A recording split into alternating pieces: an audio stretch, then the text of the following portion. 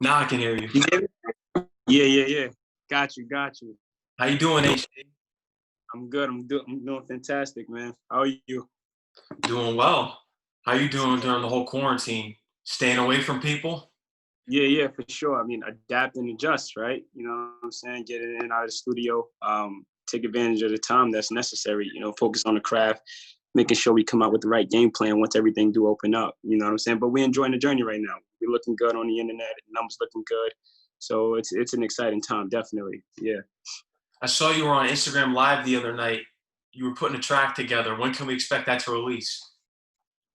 So so this is a funny story. I was actually gonna release it on Memorial Day. However, my team was like, we got so much material out right now, so we just want people to get, familiar with the content that's already out. You know, that includes the EP and all the other singles that we put out previously. So when they were saying that, I was like, all right, cool, because we want people to grow with the music besides just pushing it out.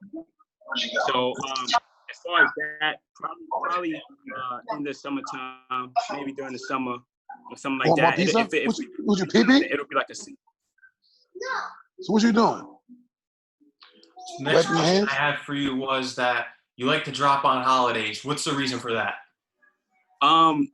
So my boy, one of my partners, TK, he came up with the idea because, when you drop on a holiday, people won't forget it. You know what I'm saying? Because they all relate whatever you release with the holidays. So they're like, okay, he thought that album came out on Christmas, or that EP came out on Thanksgiving. So it's just a unique way. And sometimes we dropped on days besides, holidays and things of that nature. But as far as the EP, I don't think the EP was dropped on a holiday. No, I think it was dropped after Valentine's Day, I believe. Yeah. Someone else just joined the chat. Do you know who this is? Oh, this is my man E. Oh, it's E. Shout out to you, E. Yeah. I'm here. I'm listening. How you doing? I'm good. Let's see. So HD, tell me the meaning of your name. So the name came about. This was a while ago. This is probably in 2012, 13 or some sort. And the guy that he was pushing me in the beginning, he was like being a manager behind me and everything like that. We were just sitting in the car one day. He was like, Young HD. He just came up with the name like that. And as I got older, I was like, you know what? We're going to take away that young portion because I'm older now. I'm a little more seasoned. We added the hyphen in the middle because, there's a lot of people with the name HD. So just to separate it from, other entities that are already out there with just HD without the hyphen in it. We just wanted to separate it, that's all. Keep the letters apart. Yeah. You started rapping at the age of 10. Yeah. What would you say was the rap that really gave you the confidence to do this as a career? I want to say definitely the ciphers that I was seeing. So when I was growing up, I was exposed to a lot of rap ciphers and whatnot, and just seeing those and being influenced by hip culture.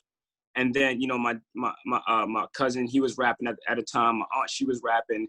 I mean, everybody that I was around when I was growing up, they were always into, hip hop. And so I really started to do my research. Like I would go home after I finished seeing the ciphers, I would go home and, do my research on all the artists they were talking about, or all the MCs they were discussing and who they were and how they were deciphering their lyrics. So I would go home and like really just do my homework on what was being said and what was going on. And so I picked up the, J's and the Biggies and Big L and, Big Daddy Kane and Pun and, all these great MCs, Eve and Kim and like the list goes on, Nas, the list goes on. So that was really like the influence. It was started from the rap ciphers. And then, like I said, I went on to do my research and look at my history.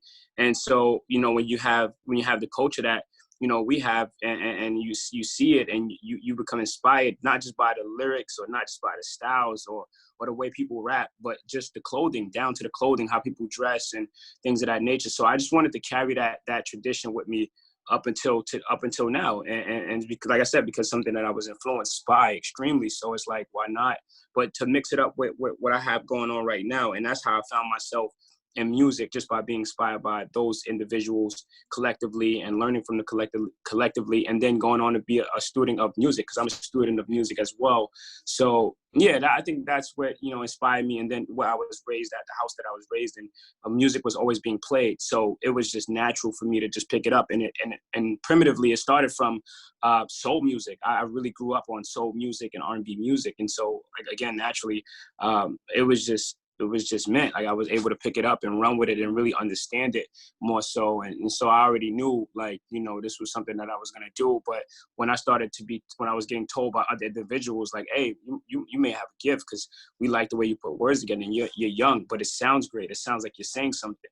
And so, again, just all these moments, all these people the people that I was around, the music that I was surrounded by, I had no other choice. It was just a natural thing. Yeah. I saw your big pun freestyle that you did over Beware. Oh yeah. You that killed that. was it. Yeah, thank you. Appreciate it. That was pun is a huge inspiration. God bless his soul. Huge. Again, pioneer. One of my predecessors pioneered the culture. And I respect guys like that for sure. Definitely. What's a freestyle that you did that you feel you did better than the artist?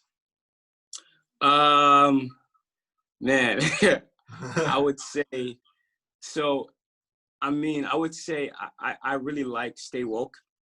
I know Meek did that. And yeah, I feel like, you know, my aim was to be better than everybody on their own beat. That's my aim. If I ever did a beat, I honestly feel like all of them, honestly, like I've done well. But I didn't have no intentions on trying to, like, surpass their lyrical ability. It was just more so me putting my twist on it and saying, okay, yeah, I can keep up with today's music, but also I can still tap on any 90s, 2000s, 80s style of boom bap and still freak it in my own direction, and it'll still sound good. Because I want people to know that I belong in that category with the MCs that my predecessors. I belong in that category, and I can go to toe to toe with those guys, you know. And that's really why I did those instrumentals and things of that nature. And then the production, you know, it was phenomenal. You know, DJ Premier, you know what I mean, like phenomenal Ski Beats and like phenomenal guys. Yeah, Ninth Wonder. Oh yeah. Who were the producers that produced for you? So for the latest project, which is the Gallery Fantastique, that's Fresh Beats, Soul Special Music, and Tweak Tune. Tweak Tune, I met him through, he reached out to me through social media, through Instagram, and he contacted me. We exchanged numbers, and we spoke on the phone, and he was telling me how he was inspired by the sound and what I was doing, and I was like, hey, you know, if you got a package, let me hear. I would love to, you know, hear what you got going on. And I heard his instrumentals, his beats, his selection, and I was fixated. I was excited because he has this sort of Timbaland appeal to him, like not the same, it's different because he's his own producer, but you can tell he has those traits in him, and the bounce. And I admired that he had that bounce, that groove, and the soulful bounce in his music. So I snatched a few beats from him. I put that on the EP, and the first song is his, and then 24 Canvas, which is the last record on there. So Special, he's a great guy as well. I spoke to him several times through social media, and some of his records, I want to say 3 of his records are on there. About 4 actually, maybe it might be 3 or 4 records that are his. He's a phenomenal guy. He definitely knows how to make those commercial sort of sounds, and he's really good with using multiple instruments. And then Fresh Beats is another producer who's involved on that project. And yeah, me and Fresh has our chemistry is amazing. Our chemistry is amazing. We get in the studio very frequently, very often, and every time we go in that studio, there's music being made all the time, every time, music being made. Yeah, so it's good. Yeah, those are the 3. It was 3 producers on that project. There were singles. Most of the singles are by Soul Special Music and T Customs. Shout out to T Customs. He's a great guy as well. He's from West Virginia. He's vicious with the boom bap. I love that boom bap. Yeah, he's vicious. Yeah. If I didn't, you wouldn't be on the show. Yeah. Yeah. I need you to enlighten the audience on how, you know, that the music you make just isn't for old heads. It's for the younger audience too. Right. So I enjoy being able to create for, like you said, a broader audience. And so I don't categorize how I say things or how I put the words together or the plots, the settings, like everything in the record. And I do it naturally, honestly, because I create the music off of the melody of the track or just what the instruments are saying. And that's how I start to select my words, and what the stories come about is stemming from experiences and things that I've seen. And I'm still young. I'm 25. So I feel like I'm still in that bracket where it's like I could grab the ears underneath me and grab the ears above. Also because the words that I'm using, my word selection, it definitely correlates with multiple ears because everybody can understand it and everybody can get it. If not, they'll have to, you know, further their knowledge to really understand what's going on. So it's always going to be a growth process sort of thing. And being able to relate naturally. And because, again, growing up, I had to mature really quickly because of the people that I was around and how I was raised and things of that nature. So I had to like really mature quick. And so, you know, I was young. And so that's how I'm able to still relate to the young crowd, but I was also around a lot of adults. So that's why I'm so able to relate to the older crowd. You see what I'm saying? Because I could teach lessons, but I could also write from a perspective where I'm not learning from these lessons and I'm doing what a normal adolescent will do if he's not being guided by the right people. I can speak from that perspective because I've been there already, but I can also mentor. And that comes from, you know, I was in the military as well. I was in the Marines. And so being able to mentor, I can still talk to the younger generation and also still talk to the adults. So all of these things that I've gone through in my lifetime, you know, just every experience that I've had, everybody that I've met, allows me to be able to talk in a broader spectrum where it is able to grasp multiple individuals naturally, for sure. This past week, this past Monday was Memorial Day. So what was it like in your time during the Marines? It was an experience, honestly. It was a great experience. I was taught a lot of lessons, learned a lot of morals, and one of my best, I think, you know, trait that I've learned from the military experience is discipline. I think that's really key. That's a key component. And when you affix the discipline to your passion, I think the progression is always going to be there. You have to have the discipline. You can have a love for something, you can have a craft, but when you add the discipline to it and you're willing to do it constantly on a day-to-day basis, and where there's nothing that can throw your focus off and you're going to invest in it no matter what, I think that combination is powerful in itself.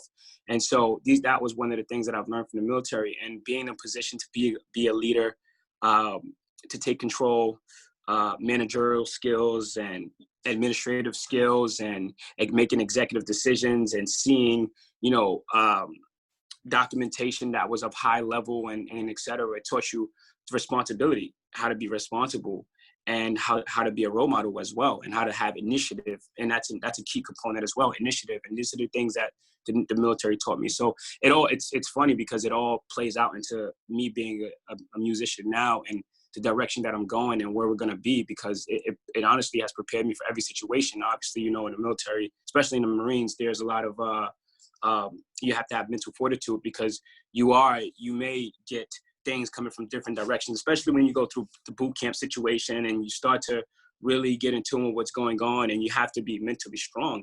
And in the music business, you have to be mentally strong, and the military in general is a business. So it teaches you exactly how business works. It's just in a different field of sort of things, you know? So yeah, amazing experience. I've met some great people there. I was working for the White House, as a matter of fact. I was working for Marine One. So I've got to do some cool things. I've met my co-founder, TK, there. I met Shawad, my photographer, through the military, because I was in Virginia and he was in Virginia, and we met up through my producer out there. So I met great people, and so I don't regret it. You know, it's been a great path so far, for sure. Yeah, but shout out to the ones who are serving, definitely, and those who are, you know, reserves and veterans. When you were working for the White House, what year was that? That was from 2015 to 2019. I was working for Marine One. Okay. Yeah. Oh my God, you had to work for Trump. So here's a funny story. I served underneath both the Obama administration and Trump administration. And when Obama was leaving, I was on my second year. So and at Marine One, when you're on your fourth year, you're able to take a picture with the president when you're on your fourth year. However, I was only in my second year. So when Obama was leaving, I didn't have the opportunity to take the picture with him. So I missed that. When my fourth year came, I didn't particularly take the picture with the president. However, I did go to the White House. I've had dinner. I've had breakfast. I've been on Marine One. I've been to the White House several times. Like I've done some great things there. So yeah, I made up for it. Goodness. Yeah. I made up for it. What was Obama like? I already know what Trump is like, so. So I haven't met shockingly, I haven't met Obama particularly face to face, but from my senior officers when I was at Marine One, I mean, they would come in and talk about him all the time, and they would say he's a charming guy. His charisma is unparalleled. I mean, he's straightforward and he's loving, he's caring, and these are the people that we need today because obviously, there's a lot going on in the world, a lot of things happening left and right from us. It definitely needs to be more peace and love. And that's what Obama was about. And I think that's why he would always be looked at as a world leader and in that aspect. Yeah, for sure. Yeah. Especially during the time with the whole George Floyd incident going on. Yeah. That's unfortunate. That's definitely unfortunate. And again, like I said, we need more love and peace in the world, and you can't blame one person for everybody. And you definitely, because there's a lot going on. There's evil amongst us. There's evil in this world, and it only will be beat by love. And if we come together and we practice peace, that's the only thing gonna win. And because violence will never supersede anything. It's only gonna lead to more violence. Violence is gonna fuel the flame even more. So all you have to do is we just need to love and come to a common ground and come to an understanding with each other. And I think that's what we lack, and we don't really want to understand each other. And they've got the whole racism thing, and of course that exists in our time and that exists in life, but that's taught. So and children are innocent. And I was thinking about that today. I was driving, like, children are innocent. So, these things are being implemented, in their mind. So as they grow up, they have it installed, and that this is how they're going to be. They're innocent. So we got to teach the right teachings, and we have to teach peace and love. And once we start to do that, then we'll be in a better position for sure. Because we're all on this earth together. If the earth goes away tomorrow, we're going to all go together. We all take in the sun together. So, yeah, we have to be unselfish, selfless. Yeah. The reason why I also wanted to know if you knew Obama is because I know he has a heavy-filled hip-hop playlist. I know he has Nas on it and many greats. So I was like, did you ever push your music to him? No, I never actually got to push the music to him. I wasn't really I was in tune with the music when I was there, but I had so much going on with working there. So it was really difficult to pursue the music the way I wanted to. And that's why I said, okay, once my term is up here, I'm going to go completely 100% hitting the ground running with this thing. And I'm not going to turn back, because obviously I left that situation, which was a good situation, being in the military, being at standard, and being at that job in particular. Marine One is one of the greatest jobs you can have in the Marine Corps. So I left that position to pursue what I love most and what I know what I'll be doing for the rest of my life. Yeah. You really got going in 2019 then, right? Yeah, definitely. So I got out May of 2015. I got out May 2019, I believe. Was it May? Yeah, May 10th last year.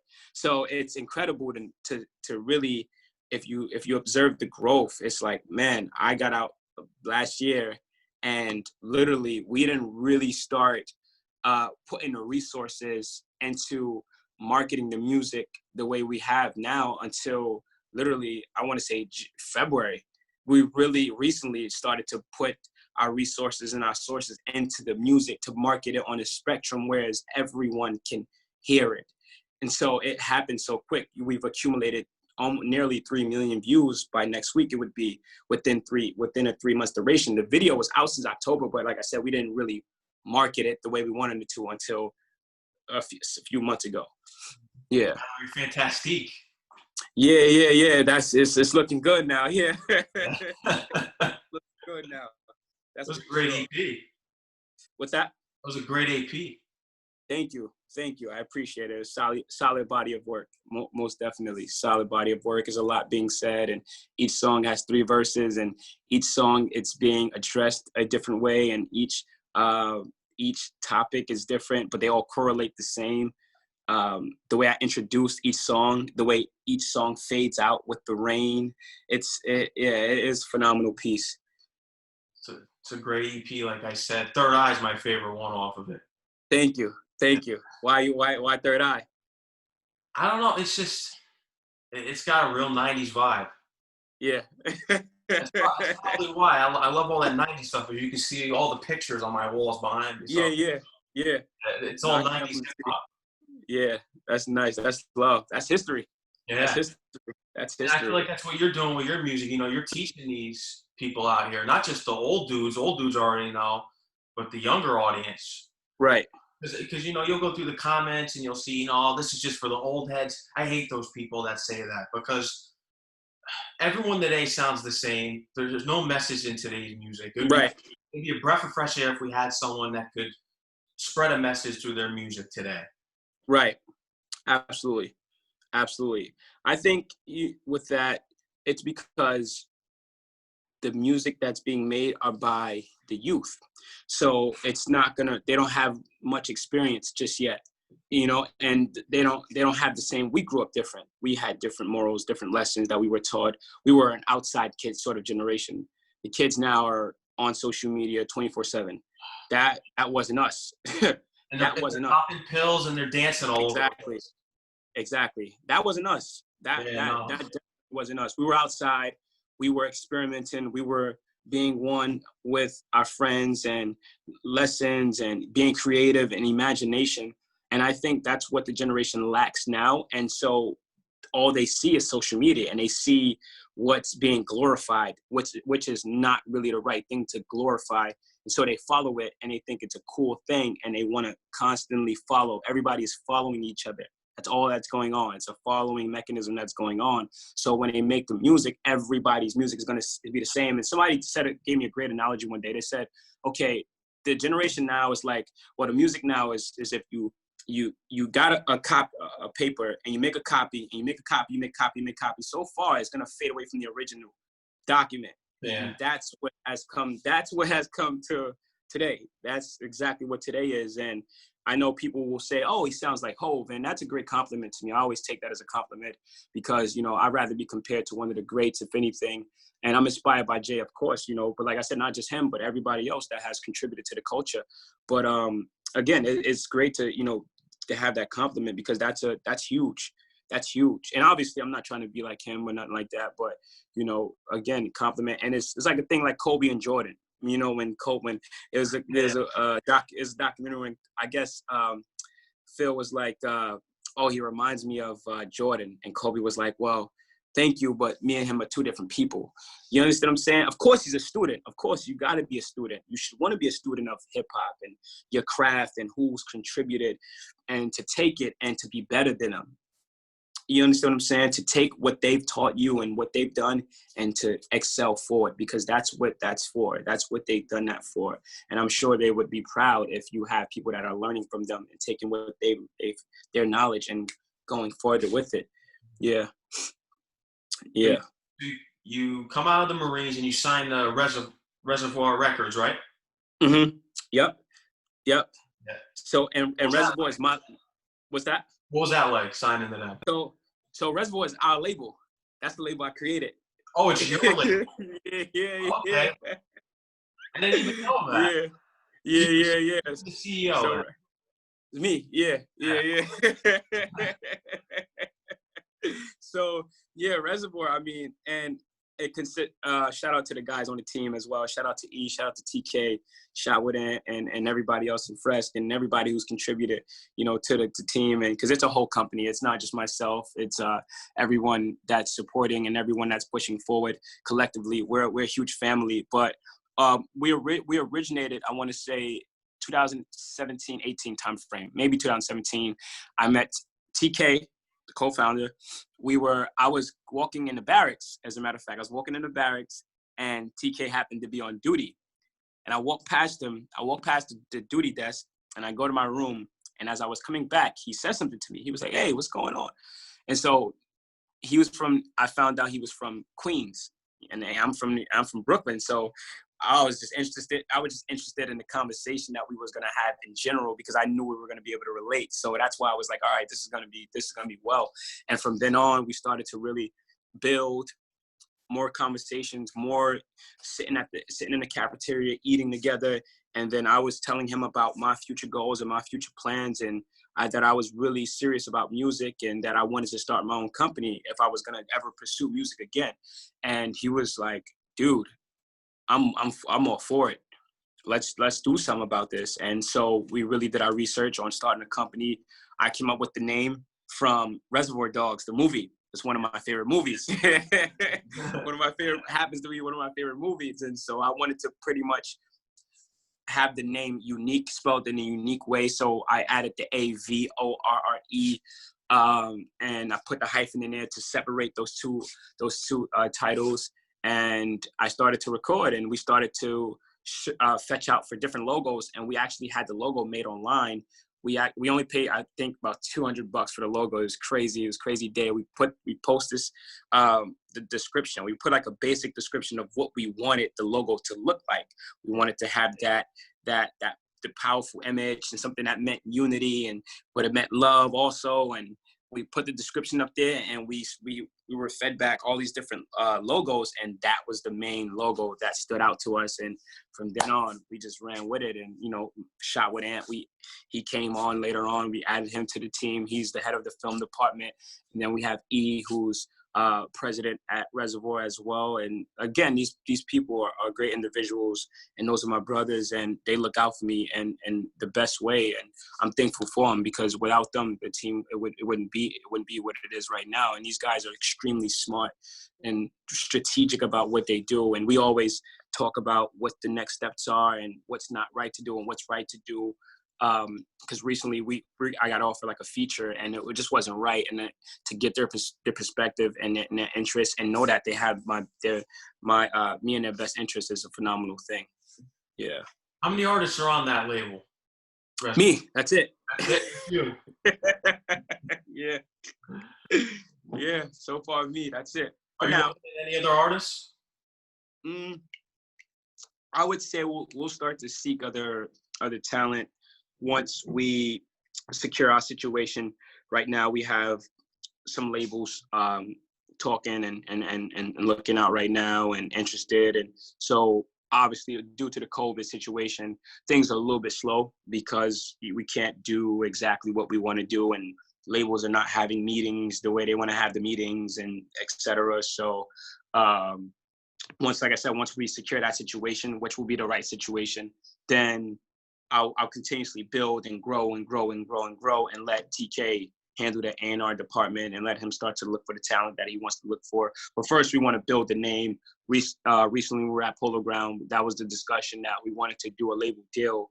But in order to do that, you actually have to build yourself as an artist first, build your company, build your label's name first, so that when the artist, you do sign an artist, they have that recognition already. It's not as if you're giving them a platform, you're giving them sources already. So it's not like as if they're trying to start from square one. You're giving them a platform. So right now, I think for the next 2 years, as we get this thing going, I'll be like the focal artist right now, for sure. If you were to sign any artist, they have to be good. No one watered down. Absolutely, absolutely. Hey, we're going to the churches. We're going to the showcases. We're gonna actually be in the street. Yeah. No, we'll be in the street for real. We'll be at those venues, those showcases, and you see it everywhere. There's talent, there's genuine talent in many locations. It's just you have to be willing to block out the internet and say, okay, I'm not going to look for talent on Instagram, because that's what these A&Rs are doing currently. They're on Instagram, they're on YouTube. Artists are getting deals off of YouTube now and Instagram now. That's not going to cut it. You actually have to go and see what the person is like and the impact that they have on a crowd first. Yeah. It's crazy. The business has done a whole 360 to whereas it's all about the numbers and money. That's it. It's sickening where the game is really headed now. Just numbers and streams, and the song can be terrible. I all these Instagram videos that go viral. Some of these artists. The thing, I have sat down with some of these drill rappers and trap rappers. The only thing I like about them is that they have great respect for the lyricists out there and the pioneers that came before them. I have learned that because people call me an old man. I'm a 21-year-old man because I'm so harsh on these kids out here.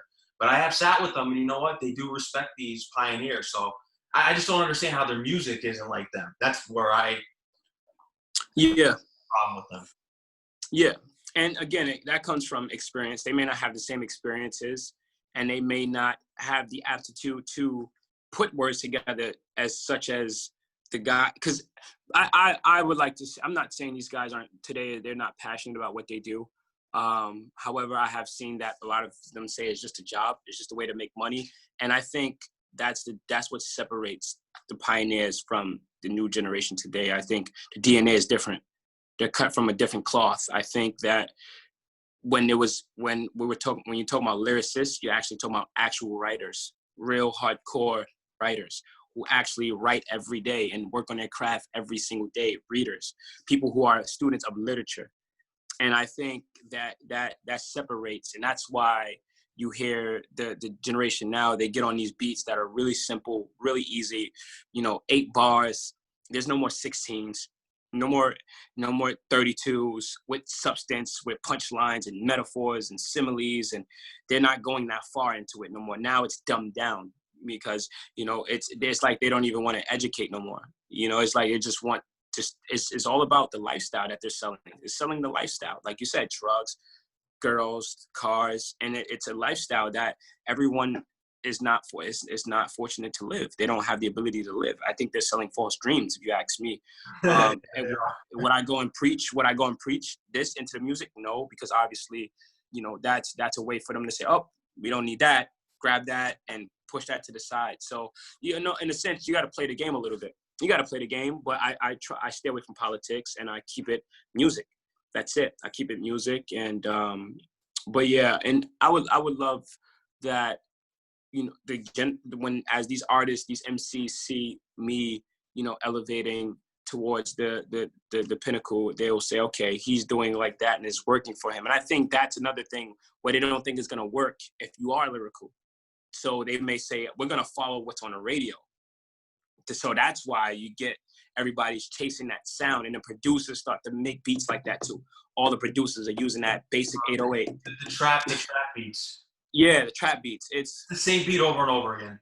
Literally. I'm convinced. Literally. So if that sound is what's generating the money, then that's what everybody's chasing the money, which is unfortunate. Everyone is chasing the money. And this is the business that we're in today. But I've seen the comments, I've seen the messages that people are really inspired, and I just want to continue to inspire naturally and show them that there's a way to put substance in your music and it'll still sell, and it can still be marketed as a mainstream record, because Ghetto Sunday is a mainstream record still. It's an anthem. It's an anthem. That's how I found you. I found you on Instagram. It came up. Yeah. This is hard. Yeah. Thank you. Appreciate it. That record is an anthem, and right now the #1 country is France. No, excuse me. It's the UK, France, South Africa, United States, Tokyo, Australia. I'm forgetting a lot. Yeah, it's all over right now. It's incredible, the audience that I'm touching. It's trending in London right now. It's big in Ireland. I mean, it's huge in Germany. So it's Australia. It's global right now. South Africa is my 3rd biggest country. It's incredible, and it's still going. So that record is an anthem, and it's commercial. It's commercial. It's an anthem, and it has meaning. It has substance. It's relating to all people from all works of life, and it's going to go further. It hasn't reached its max potential, and I think well, I know that once the masses really hear it, it's going to be huge, and it's going to change the whole entire game. Because now you'll start to get people saying, you know what, let's make music now. Yeah. Actual music, not garbage. Actual music. Yeah. Actual uplifting music. Music that teaches us to prosper, to invest in ourselves, to invest into things that's going to generate passive income, things like just sophistication. There's a lot that we can improve on, but it all stems from the music. The music has a big influence on people and how people interact and react in today's society, for sure. I'm going to tell you right now why your number one trend is in the UK, because people in the UK love that real hip hop and they love the lyrics. Artists that I've had on my show, Mr. Cheeks from the Lost Boys, when he goes there, he performs for the UK audiences, they love it. They're not playing all that trap stuff over there. Right. Yeah, that's great. Sure. That explains the numbers. Yeah. That explains numbers. I think, the United States is, again, it's a money thing. So everybody's pushing for what's hot, the club sound, chasing the club sound. And when you chase the club sound, you fall off, you fall short, because the club changes every so often. And when you only strive to make club records, you don't help yourself. You have to make music. And that's the thing today. We're not making actual music. We're making in the moment songs instead of making music. Whereas 10 years from now, 20 years from now, you can play that like as if you were going to listen to Michael Jackson. I listen to Michael frequently. I listen to Sade very often. I listen to Madonna. I listen to Whitney. I listen to Mary. I listen to all these great musicians and Marvin. And oh man, the list is phenomenal. But I listen to them so often because the music makes an impact. It has substance. It's meaningful, and it can, 20 years from now, we'll still be listening to that music. Like it'll never get played out. It's timeless. We're not going to be listening to all these mumble rappers, like you said. Of course not. We're listening to Mobb Deep right now. You know the Shook ones and all that. That's always going to be famous. Yeah. Pop. Yeah. Absolutely. And today the artists, they sample a lot of the pioneers' music and the sounds and even the song titles, even the lyrics. I really go like, I'm always astonished by it, because I've of course I'm inspired, but I've never took lines, never used the same lines from not one artist or not one song, like I've never done that. So it's like, man, how are you to be an innovator if you're copying? Yeah. You know what I'm saying? How are you an innovator if you're just constantly copying the same exact thing? You're just putting a different twist to it. That's not original. It's not original. It's not. I saw your 20-minute freestyle that you did too. Oh yeah, 20 minutes. Yeah. I've never seen an artist do that for 20 minutes. I've never seen it either. Did you prepare before that? Or you just went in and just did it? I just went in and shout out to DJ Cosmic Kev from Philly. That was a phenomenal experience in itself. He reached out to me and we spoke, and he said, H, I want you to come up here. That was it. That was the situation. Now I'll tell you, it's a funny story. So I went up there, went to Philly. First time I went there, I did 15 minutes, right? So I did a 15-minute freestyle. I didn't tell him what beats to pick or anything. I always tell the DJ, whatever you got, play it. Doesn't matter. I'm not frightened by any one instrumental.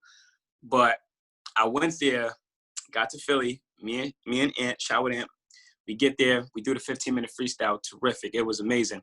And when I slept on it, I was like, man, because Ant was like, you should have did more. You could have. I was like, I know, I could have gone longer. I was gonna shoot for 30 minutes. Like I was gonna keep going. Like, okay, how long do you think you can go for in a freestyle? About an hour. An hour? Oh my. Yeah, an hour. You're one of a kind. And definitely an hour. Absolutely an hour. The reason why I stopped on 20 minutes is because I was getting hot. I was like, I can't keep it. I was like, after your jaw starts to hurt, you're just like, all right, I'm done. But yeah, so the first time I went, it was 15 minutes. We get back to New York. Cosmic Kev calls me the next day. He goes, H, we lost the footage. No, we lost the hard drive. The hard drive that had the footage on it. The videographer lost his hard drive. Oh. And I know I was definitely distraught. But they called me and it was like, H, we lost the footage. we either do a re-recording of it, or you come up here again and you do the whole freestyle all over again. I was like, all right, I have the ability to redeem myself. So we're going back to Philly. Let's do it again. We're going back to Philly. I got on a Cubs hat. Dang. But, this is a sports show. No. You're a Yankee fan? No, I like baseball apparel. That's all. I like sports apparel. That's all. Like I'm big on the sports apparel for sure, definitely. But we go back to Philly, and I'm like, all right, cool. Make sure that the hard drive is there. Make sure everything is good, and voila, we did 20 minutes. So yeah, and that was history. I don't think I've ever seen somebody do 20 minutes straight like that without nonstop, straight rapping, nonstop, no breaks, no anything, no phones, no hold on, let me get my flow right, nothing, straight all the way through 20 minutes. You weren't off beat either. You weren't off beat either. No, I know. Yeah, I know. It was great. So you'll see them trip up and they have to get right on the beat, and you just right through. All the way through. You were all the way through.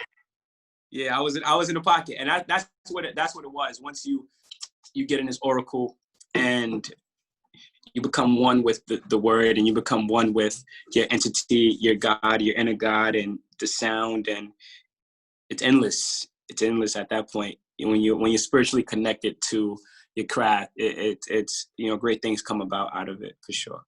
Yeah. I love the Patrick Ewing line. I'm a Knicks fan, so I appreciate it. Yeah. Yeah. Dang, basketball is frozen right now too. Oh man. It may come back, they're saying, but I doubt it, because I know practice facilities are open and back up. Okay. I'm assuming UFC they were doing fights. They just didn't have a crowd. Yeah. Yeah, I think that's what happened. But somebody got COVID, right? Yeah, I think so. Yeah. Wow. Yeah, that's unfortunate. Who knows when we're gonna, go back to real life again? People are going out now. They're not wearing masks, so you know what that means? The cases are going to increase again. Of course. I think it'll discontinue once they actually discover a vaccination. Obviously they're saying it takes up to 12 to 18 months. So I think we gotta still practice social distancing. That's key. But I don't see really anything opening up too quick. I know they'll do things that are a necessity. Certain restaurants, hair salons, nail salons, barbershops, essentials that people need. I don't think they're gonna really open up like big show venues and maybe clubs. I saw it. They're doing that in Atlanta. They have clubs open now. Oh, they're insane. That's insane. One person steps into that club with all crowd of people in there. Yeah, gonna go over COVID. Exactly. So it's not safe right now. It's not safe. It's definitely not safe. But we can't stop forever. It's just, you're healthy or you're not healthy. Take care of your health. That's it. Honestly, you got to take care of your health and eat the right things and take care of your body. When you take care of your body will take care of you. Our bodies are meant to adapt, adjust to illnesses. That's a whole nother story. But our bodies are definitely powerful. As long as we feed it the right things and we do the right things by our bodies, it'll never fail us. So I think that's what this whole thing is teaching us, to really get active and get right with your mind and a body and spirit. Yeah. You mentioned before that, getting back to the music that actually teaches people things in life. What are some of the things that you're trying to teach most with your music? Unity.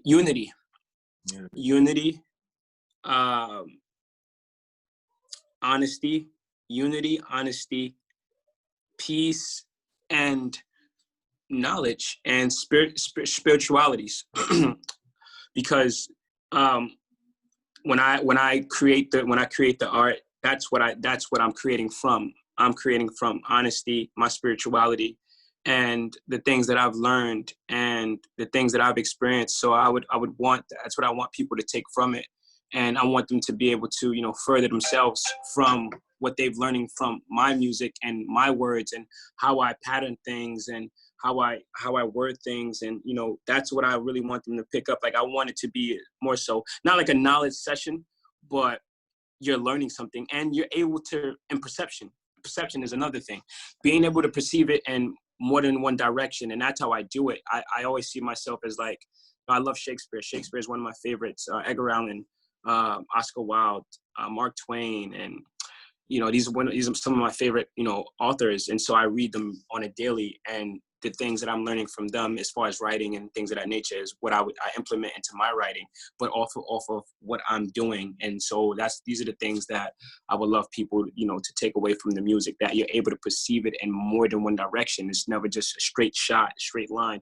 Like if you went through this yesterday, you could like, that line right there, I felt that way when I went through that yesterday. You know what I'm saying? And that's just, I do it naturally, to whereas I'm not like saying, okay, I got to write from this guy's perspective and this person's perspective.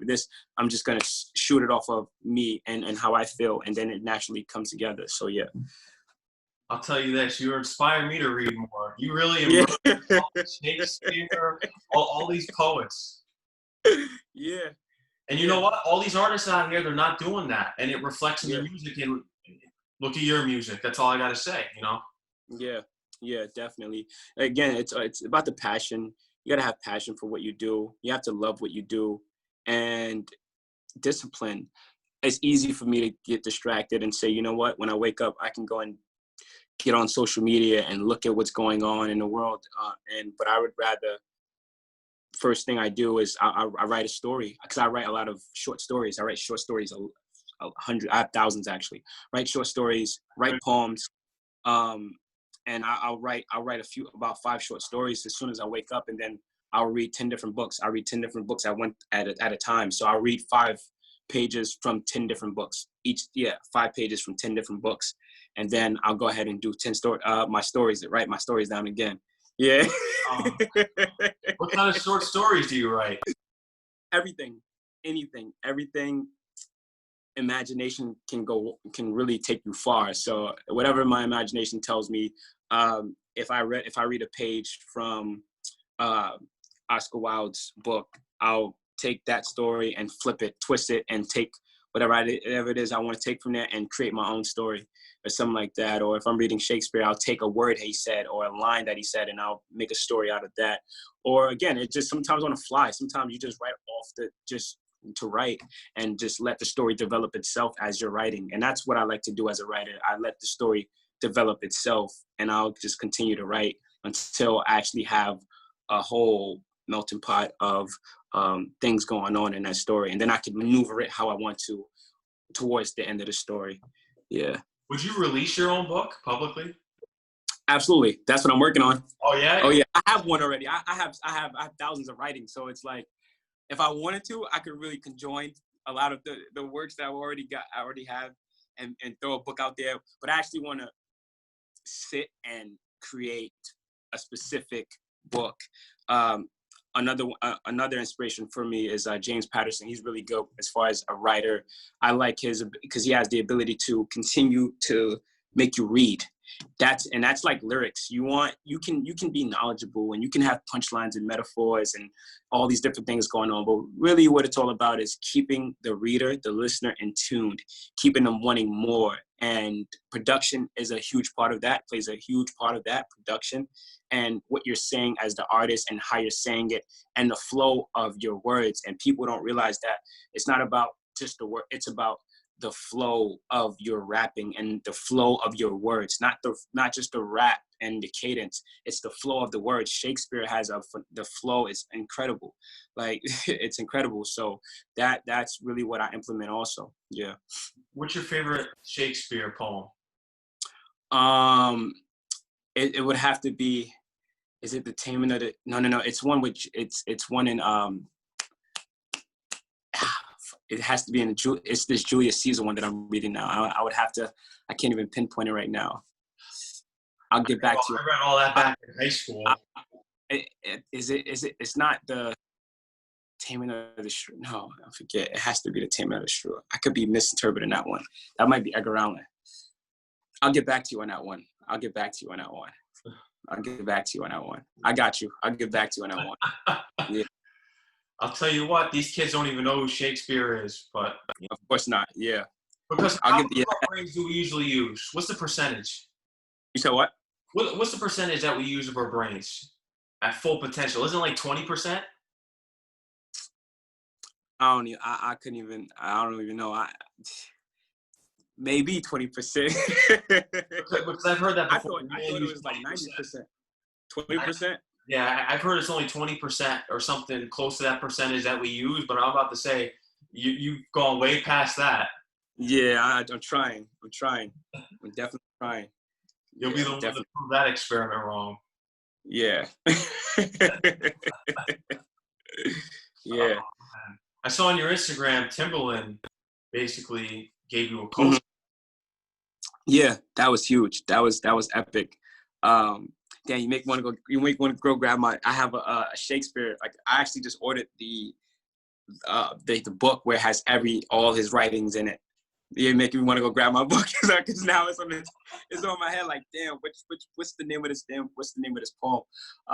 There's several, but yeah, Timbaland, that was huge. You know, I spoke to Timbaland, and we spoke on over the phone, and the chemistry was natural, and it felt like I already knew him, honestly. But to speak to him and know that I'm speaking to someone who's a pioneer, and the artists he's worked with, the records he's made, his impact on the culture in general, and what he stands for, and to know that he supports is incredible, because he's worked with, Jay, he's worked with Aaliyah, he's worked with Missy, and he's worked with Justin. Justin Timberlake is one of my favorites as well. He's a phenomenal artist.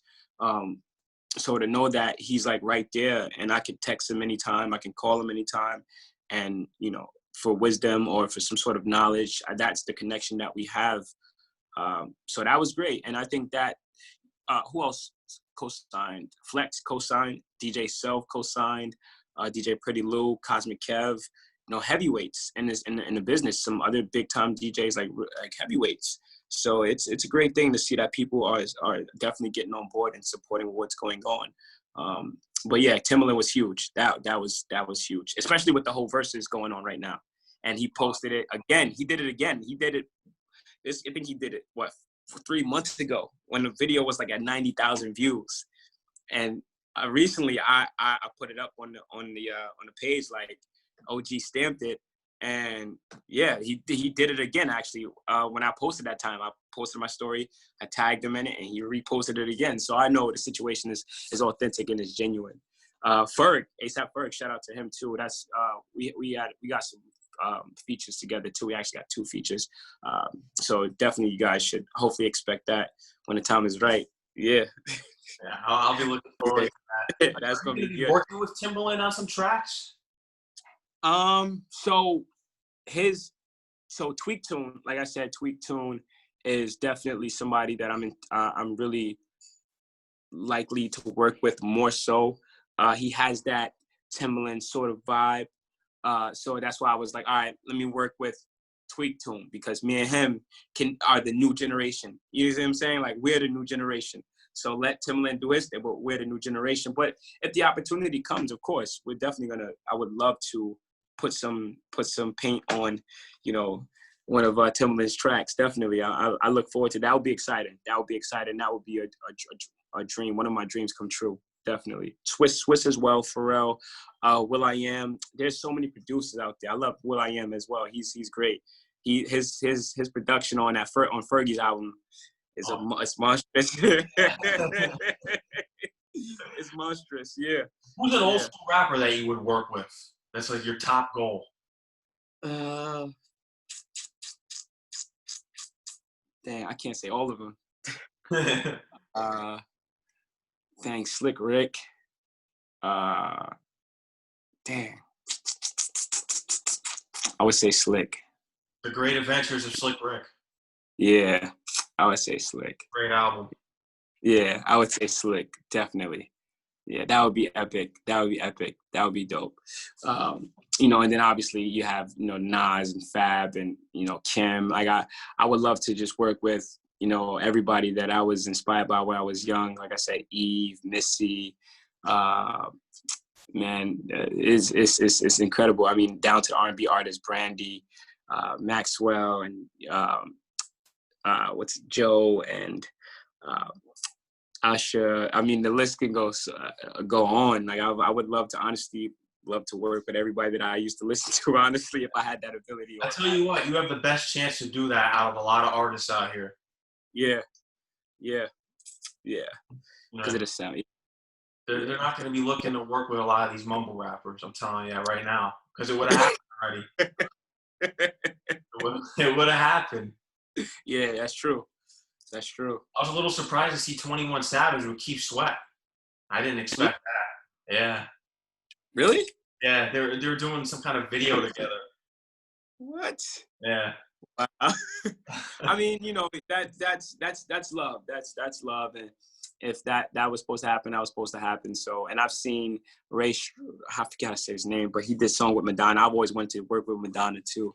I think that would be dope. I love her first album. Her first album is epic. The first album is amazing, amazing. Starlight is one of my favorites. Think of Me is another big track, and oh man, she has hits. Yeah, she has hits, big hits. But yeah, yeah. How about Dave East? I always advocate for him. Great guy. You know, great artist. If the opportunity ever approached, then of course that's something we would definitely take. I think that would be huge for the culture. That would be huge for New York. And I know the energy in the studio, if that was to be that would be a crazy energy right there. I know us coming together and creating something would be incredible. But right now, I think the main focus is to solidify myself and stay on this path. Because we don't have no features with nobody out right now, none. So everything, you know, is pretty much off of me building my fan base and growing and growing and growing and growing until, you know, once it's there and it reaches its max potential, then I can say, you know what? All right, let's go. I'll do the feature with you. We were looking into Dej Loaf because I wanted to. That would have been another great feature, either Dej Loaf or Rihanna, for this particular record that I have called Obvious. And their voices, I was really imagining them either one of them on a record would be great as well. So those would be two people that I would love to work with also. Yeah, most definitely. Approach to your artistry, building up yourself before you go out there and hunt for these features, because you have people out there to want you. Right. And I've gotten a plethora of requests, and it's difficult to answer every single person that wants, and it's all love, you know, it's genuine, and I love it and I appreciate it.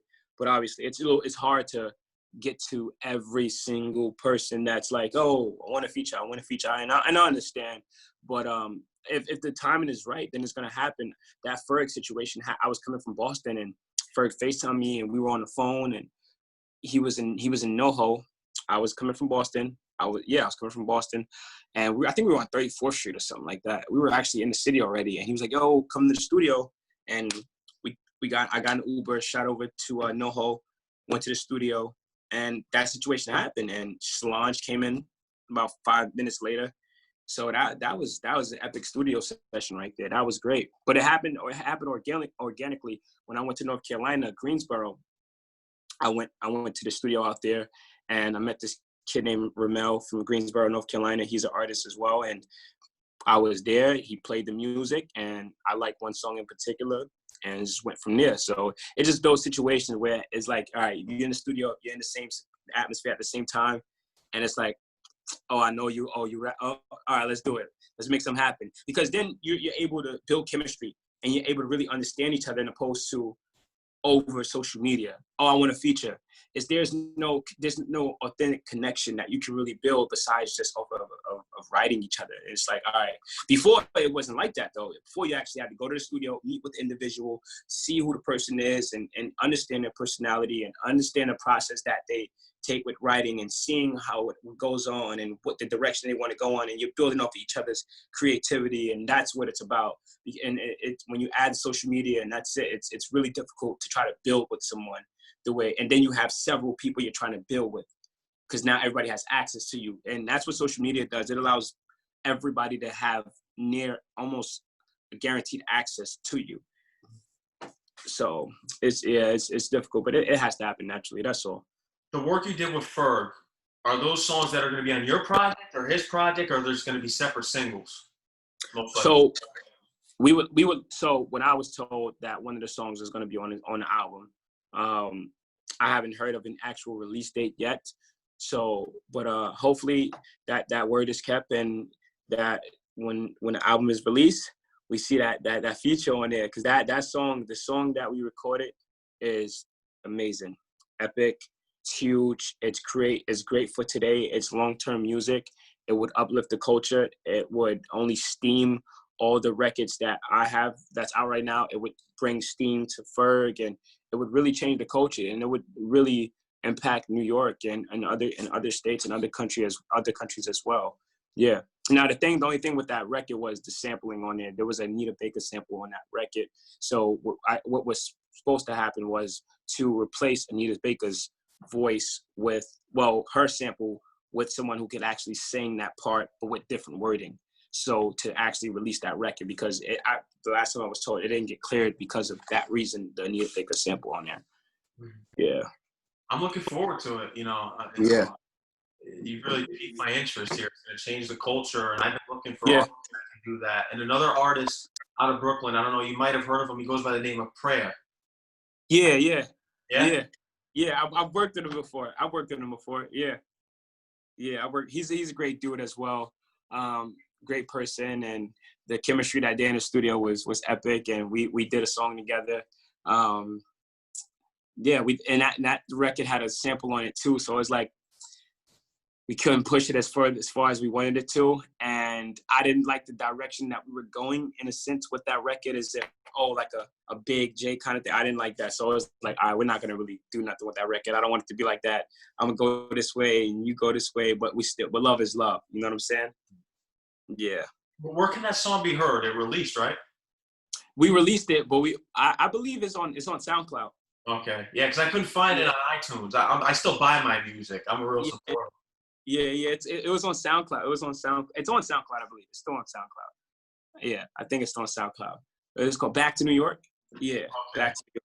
Yeah, it's on SoundCloud. Dope record. Jacquay was on it, actually. Mm-hmm. Oh, you're from Love and Hip Hop. Yeah, he put that situation together. I met him through social media, and he reached out to me.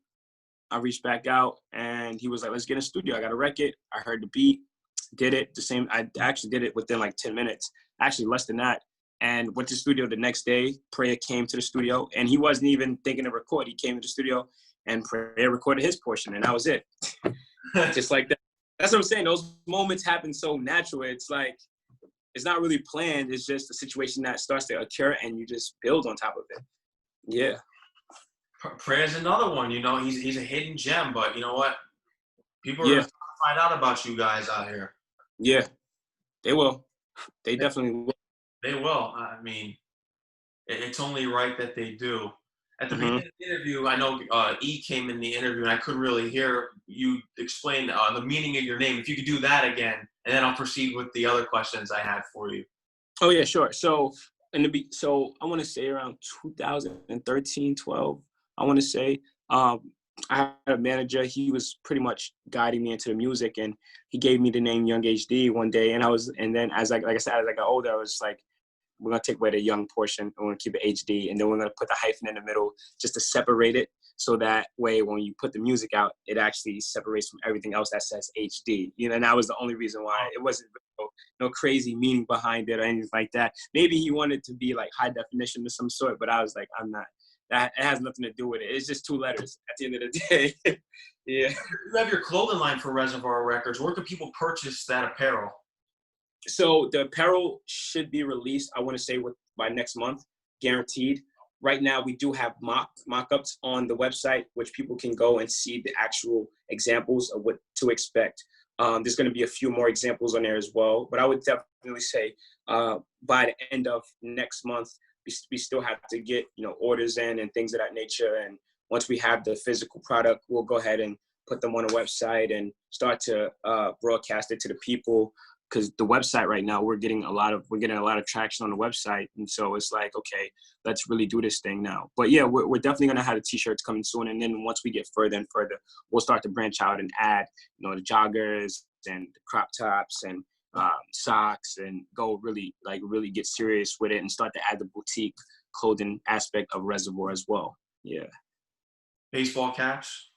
Yeah, for sure. Yeah, jerseys. Yeah. Jersey. Okay, now I'm in. I'm in for that. Yeah.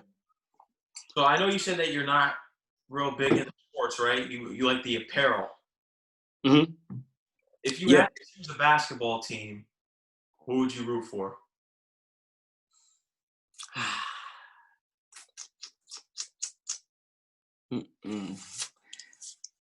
I could see Cleveland fan. Cleveland fan? Yeah. Yeah. What's the reason for that? Being a native New Yorker, I was hoping you were a Knicks fan. Yeah, the only reason why was because, and I don't keep up with basketball, honestly, I don't. But the reason why I think Kyrie, when he was on Cleveland, and the light that he brought to that team, and the heart that team had, and that's the reason why I fell in love with them, honestly. And so I just kept running from there. That's been my team ever, just since. I'm always gonna love the Knicks and the Nets, obviously, because my hometown and Rangers, everybody. I mean, from my hometown, so I'm always gonna be loyal to that. But I really don't have like I said, I'm not really a fan of the NBA. So it's I'm not restricted to any team. But if I did have to choose one, I would always root for Cleveland at the end of the day. So are you a jersey fanatic? I am. Yeah, I am too. What do you think the nicest jersey? What team is the nicest jersey? Oh man, I would say, Chiefs. You think the Chiefs for football? Yeah, I'm trying to think which jersey I have this in it. I like the Cowboys. I like the Cowboys jersey. Like the Redskins. The Patriots has a nice jersey. You lost me there. I'm a Jets fan. I hate that jersey. Well, you might have to hate it. You might have to dislike the Tampa jersey too. No, I don't dislike it because he's out of my division now. So yeah. No, I don't dislike the Tampa. I dislike the Patriots one and always will. Yeah. That's I really like Tom Brady though. I'm not gonna lie. That's I feel like he's he's great. I think I like his drive and what he stands for as far as an NFL player and his victories and things of that nature. And obviously it wasn't all done by him, but because of the staff that he had and the team that he had. And maybe they did, deflate those footballs. That's why, hey, I had a conversation on my show a few weeks ago. I said, you know what, I'm not solidifying him as the GOAT yet because if he wins at Tampa, he's the GOAT. Because all the controversies that have gone on in New England, Deflategate, Spygate, Thermometer Gate, all these controversies that have surrounded that team, it doesn't solidify it for me. I think the best quarterback in the NFL right now is Aaron Rodgers. But if Tom Brady can go out there and win a ring for Tampa Bay, that's it. He has the most championships. He does, but did he really win them without cheating, though, is the real question. It's just I can't give any flowers to someone that's been accused of cheating or doing something. It's got to be authentic. Right. I got you. Yeah. He said, I can't give him flowers. I can't do it. I can't give him any respect for that. You know what I mean? It's if you went out there and there was no controversy, you have my support. Right. No, I got you. That's the thing. I played a beat on my show this past Monday. It was my first test for a freestyle. It didn't come through very well because on Zoom, because the beat's coming through on my end, so it keeps flipping back and forth. So the Zoom quality. Yeah. You can do acapella. I saw you on that 20-minute freestyle. I've seen. Would you mind spitting a couple bars here for the show? I would love to. All right, I got you. Anything. Now, can you fathom my request to be completely down? Low rider, 6'4" secrets, govern your dress to draw properly. After you load your lingerie with a clip of 7 rounds of desire. Initiative, therefore, a requirement. Satisfy, I forced it away. Rick and Tina Burn indicate amongst your emotional dashboard. Request service on your love, cellular. Better to never to fuck with a stringer, niggas that tower. I refurbish your data excessively. You still feel me like Jada. Kisses you throw, I swing with Jada force over the picket fence. Envelope blue water shores when installed on the voyages we encounter. In Monaco on a counter, cutting the boards. Outline the figure remain of your sweat as I approach with an armament of heat. D on and the suite that you finance the caddy. Like rich boy, I'm permitted to throw the D down. Translations, our weather's always warm. When we touch down in tropical weather and storms, it ain't wrong. There we go. Yeah.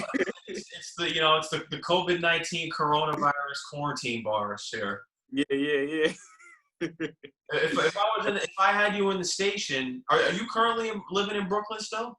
Yeah. I'm in the area, yeah. Okay, yeah. So, hopefully if we go back here and, I'd love to have you down in Queens at St. John's. Okay, for sure.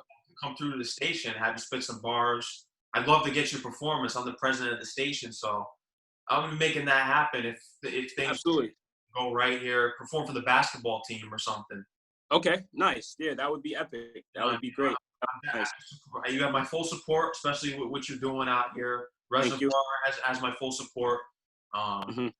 Just keep pushing at what you're doing. I really like what you're doing for the culture, man, because it's just there's not too many people out here, and it's a breath of fresh air. That's why if I didn't reach out, Right. Thank you. I appreciate that, brother. For sure. Thank you. That's love. And we, whatever we can do to support and whatever we can do, to help you out and just let us know. We'll reach out and we'll provide you with, like I said, we'll give you we'll send a shirt your way, a Reservoir t-shirt, and things of that nature. Like I said, whatever you need. And we could definitely, return a favor because we always want to, look out for those who are supporting. And, I support, you support my journey. I support yours. I support anybody who has that initiative and driven and doing something that's great and furthering themselves and furthering and trying to make an impact, positive impact, definitely. Yeah, I also started my own station on Live 365 called Mad Max Radio because of the whole COVID-19 thing, because this is what I want to do in life. So it's like I got to branch away from my station because I'm the only one doing promo for my station on top of it and doing interviews still. I got to keep going. So if you want to send me any songs that you have, I'll get that right in the rotation for you. If you want to do drops for promos for any upcoming project you have, because I'll have the artists send me a pre-order drop. So I think go pre-order, and then you can send me another drop when it's available. I'll put that in the rotation. That's how I'm doing it with these artists, so that people know. Right. All right. Yeah. We'll definitely. I'll make sure that happens tomorrow. We'll send you some drops. You can email what you need me to say on the drop, and then I'll just do like a voice recording, and then we'll send them right back your direction. Okay. I'll send it to. I think E gave me the email, the one I sent the Zoom meeting link to. Okay. Yeah, I'll send it all to that email, and you could just send me any tracks that you want, and I'll get that right in the rotation. But it's I'm solidifying you right here. Thank you. Pleasure. Is the next best thing to come out of New York. Thank you. I have my ear to everything, man. As a DJ, as you. a radio host who I've sat with, I mean, I just see big things for you, and Thank you. And here's another thing: don't let anyone discourage you. For they say that you sound like Jay-Z, because that can be really discouraging. As I mentioned, who I've had on my show before, Prey has been on my show.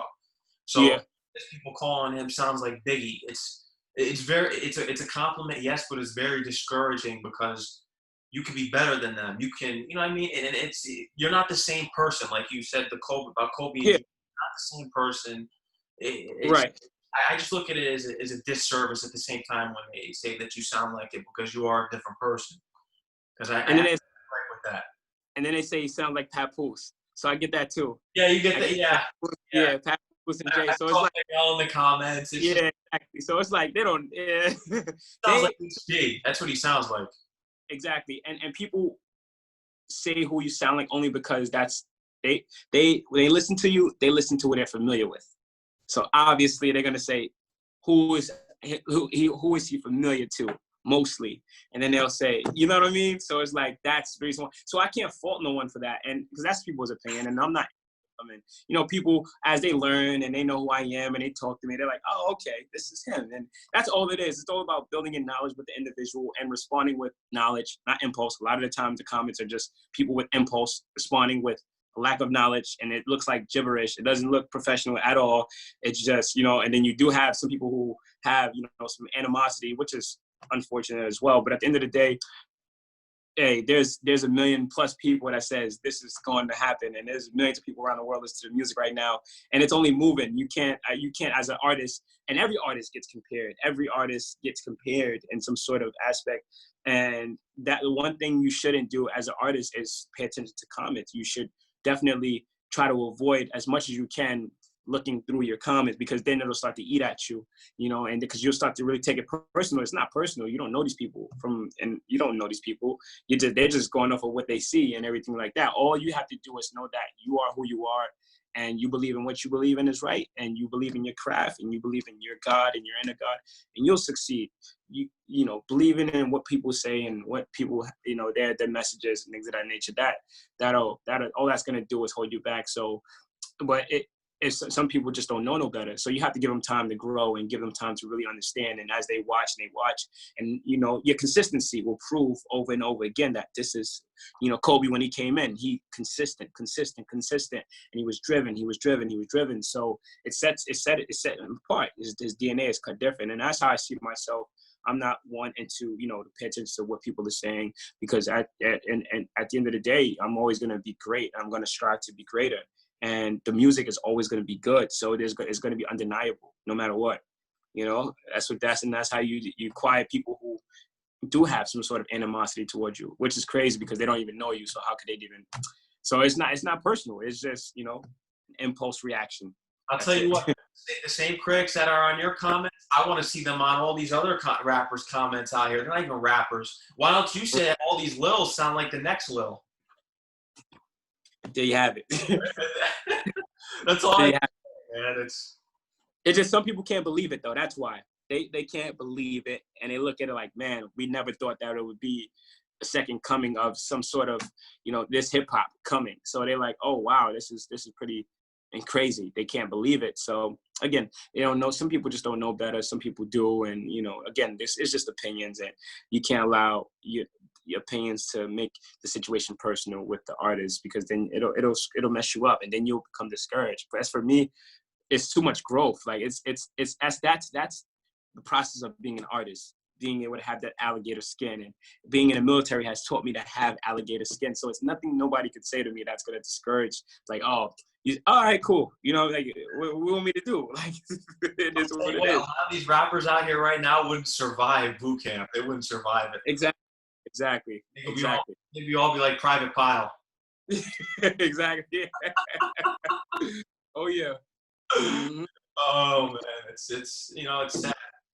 But as a Brooklyn native, somewhere that I love going, you know, when I am in Brooklyn, I've been there. Juniors. Yeah.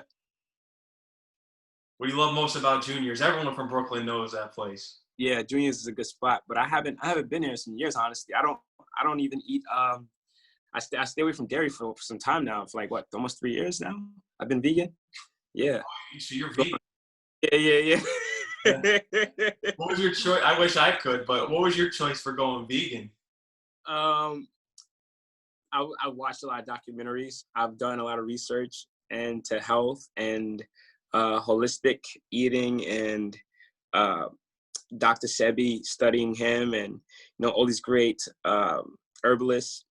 And that was the reason I started off being a pescatarian first, and then now I gradually, slowly got into the vegan thing, and it hasn't failed me. Honestly, it hasn't failed me. I feel great. I feel great every day. I feel healthy. It's been a great ride. I mean, obviously it's a little bit difficult to find certain foods and to do things with the food, obviously, because you don't have as much options as you would have, you know, if you go to like a regular fast food or things like, it's not as accessible. So you do have to cook, and you do have to really think about what you're going to eat and really outline it the right way, because you have to get a good source of each thing, because that's, as a vegan, you have to be careful. You don't want to just eat the same things over and over again, because that's not good. So you definitely want to have a mixture of foods within your diet, fruits, and make sure you have pasta, and, you know, I do smoothies and things of that nature, nuts, and yeah. It's good. Like I said, it hasn't failed me at all. And it's been a great ride. Drinking a lot of water. I don't drink, don't smoke. So, yeah, so far so good. You're a perfect person. No, I'm not. All you do is drink water. You don't smoke. You don't drink. I don't smoke or drink either. So Yeah, I cut out soda though. I'll tell you that. I've been drinking. The only thing with sugar is Gatorade. yeah. Gatorade. Gatorade is not bad for you though. Gatorade is pretty good. Electrolytes and everything like that. That's the only thing. But I mean, good for you. I mean, you're doing Yeah. well, with your health and hip hop. Yeah, you have to. Your health is important. Most definitely, health is important. Get us through this difficult time. Yeah, for sure, absolutely. Yeah. Is there anything else you want to get out onto the show tonight? You have. I would say to those who are listening, to check out the EP, the Gallery Fantastique. That is a huge project, phenomenal project. Definitely get in tune with it and listen to all the music and listen to the previous singles that were released and really understand. Go to the website, reservoircsent.com. That's in the link in my bio on Instagram at hdx24_. Go to that link and it'll direct you to Spotify, Apple Music, Google Play, and also the website, and really just get acquainted with what myself and the team, the cast, and what we got going on as a whole, for sure. I'm gonna let E back in here because I know I wanted to mute him because there was like a lot of noise in the background. But I'll unmute him now if he wants to say anything, any words. Oh yeah, sure, for sure. Yeah. Yo. E, how you doing? I'm doing all right. How you doing, Max? I'm doing pretty well. I'm sure you listened to the whole interview. You have a gift right here, HD. Of course, I'm in it all at all times. Yeah, I'm on everything. I'm listening all the way through. I'm not missing nothing. Yeah, no, we had a great discussion here tonight, and I told them that any music that you guys want to send me, I'll put right into the rotation on my station, and I'll send it to St. John's. And when we get back, I'll make sure it's put in that rotation as well. Drops. If you guys have any pre-orders, you want to send me a pre-order drop, I'll get that rotation to promote the records. Sounds good. Yeah. Okay. Yeah, that works. I gotta tell you, what was your first reaction when you first heard him rap? Oh man, I got chills. My first thing I heard was "Beware." I got chills. I was like, wow. Big pun freestyle, yeah. Yeah. I was like, wow, it's crazy. This is crazy. That was my reaction. One of a kind out here, man. One of a kind. Thank you. Yeah. Thank you. E, is there anything that you want to get on the show? Oh no, I'm in the background, so I don't really have much to say. I'll let H handle that. All right. He already said it all.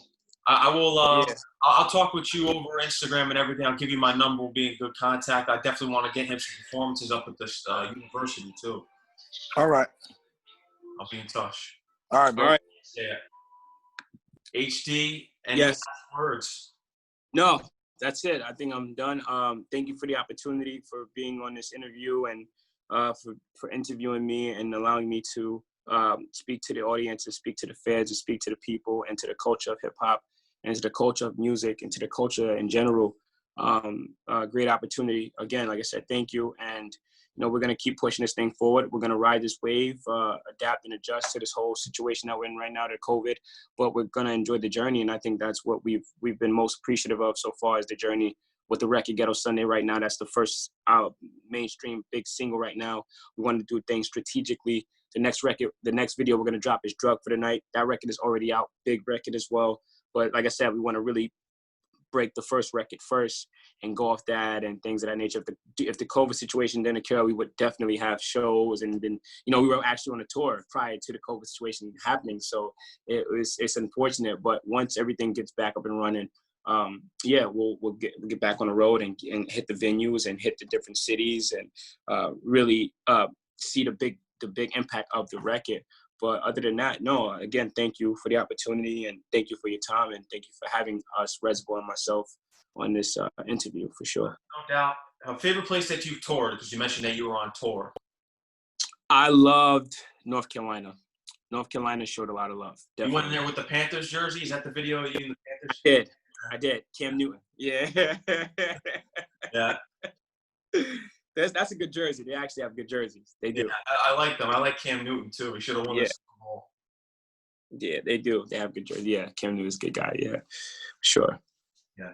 HD, I'd love to have you on again when you drop the next project. If anything else you want to promote. Now, when you aim to drop the next EP?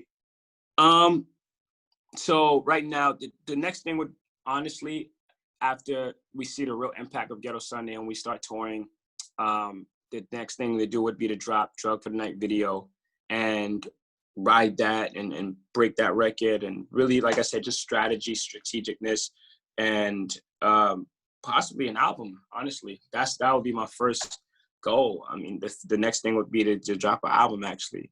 Once the numbers are where they need to be and I have that fan base that I would like to have, and I would like to drop an album, definitely. That would be the next thing. I mean, we have albums recorded already. We have so much music, so it wouldn't even be a thing to go, okay, I want this one here, this one here, this one here. Tweak this. All right, send it out. You know. Okay, so if you were to drop an album, I know I'm going off on a tangent with questions. No. There's so many things I want to ask you.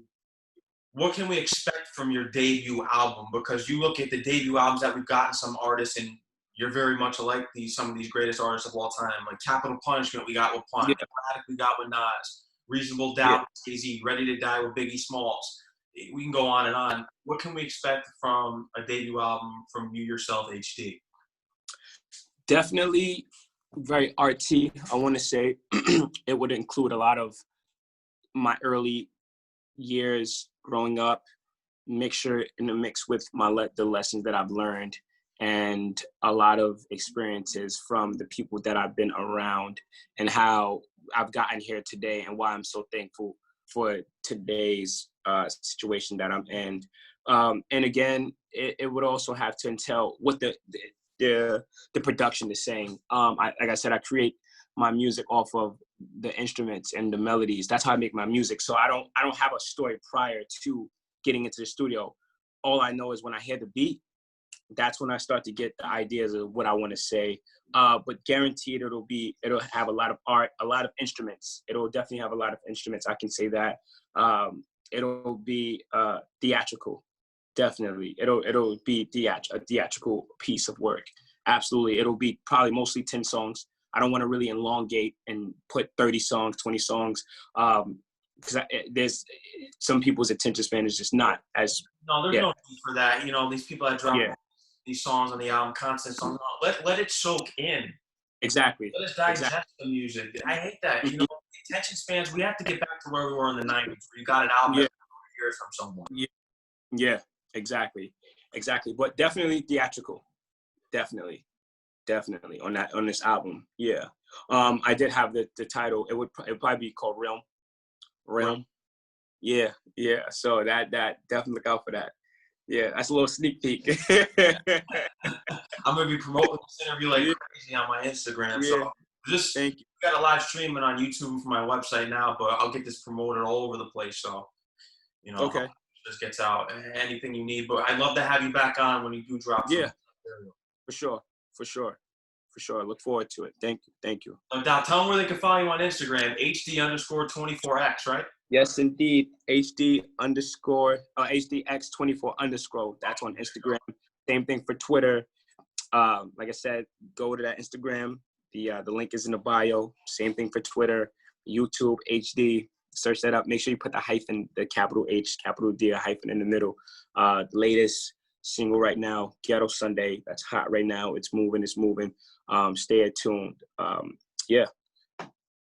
And get the EP. Get to that EP.